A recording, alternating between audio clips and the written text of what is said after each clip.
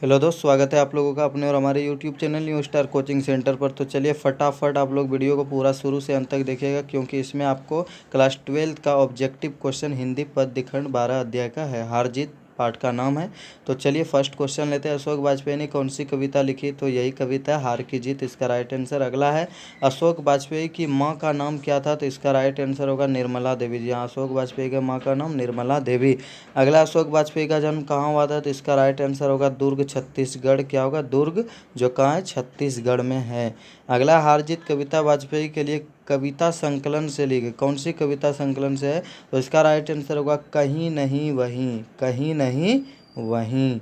चलिए अगला क्वेश्चन है हम लोगों का, अशोक वाजपेयी ने किस विश्वविद्यालय से बीए यानी कि बैचलर ऑफ आर्ट यानी बीए किया? तो इसका राइट आंसर सागर विश्वविद्यालय। ठीक है। अगला है, अशोक वाजपेयी ने किस कॉलेज से एमए किया, मास्टर ऑफ आर्ट किया?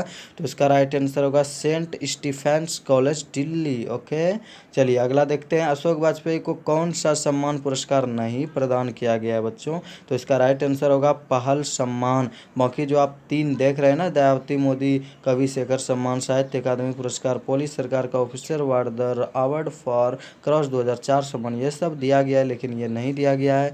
अगला, अशोक वाजपेयी किस विश्वविद्यालय के कुलपति रह चुके हैं? तो इसका राइट आंसर महात्मा गांधी अंतर्राष्ट्रीय हिंदी विश्वविद्यालय के। अगला है, हार जीत कविता में उत्सव कौन मना रहा है? जी हाँ, हार जीत कविता में उत्सव कौन मना रहा है? तो इसका राइट आंसर होगा शासक दल। कौन मना रहा है? शासक दल। अगला है, हार जीत कैसी कविता है? तो इसका राइट आंसर होगा गद्य कविता। कैसी कविता है? गद्य कविता।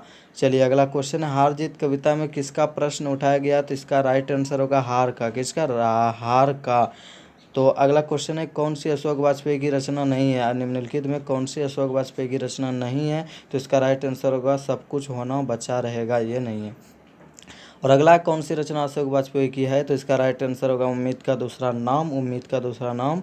अगला, एक पतंग अनंत में किसकी रचना है? तो इसका राइट आंसर होगा अशोक वाजपेयी। उसके बाद देखते हैं हम लोग कि कौन सा काव्य संग्रह, जी हाँ, कौन सा काव्य संग्रह माने जिसमें केवल कविताओं का संग्रह हो, तो कौन सा काव्य संग्रह अशोक वाजपेयी द्वारा रचित नहीं है? तो इसका राइट आंसर होगा गंगा तट। क्या होगा? गंगा तट। चलिए हम लोग अगला क्वेश्चन देखेंगे, तो रेडी है।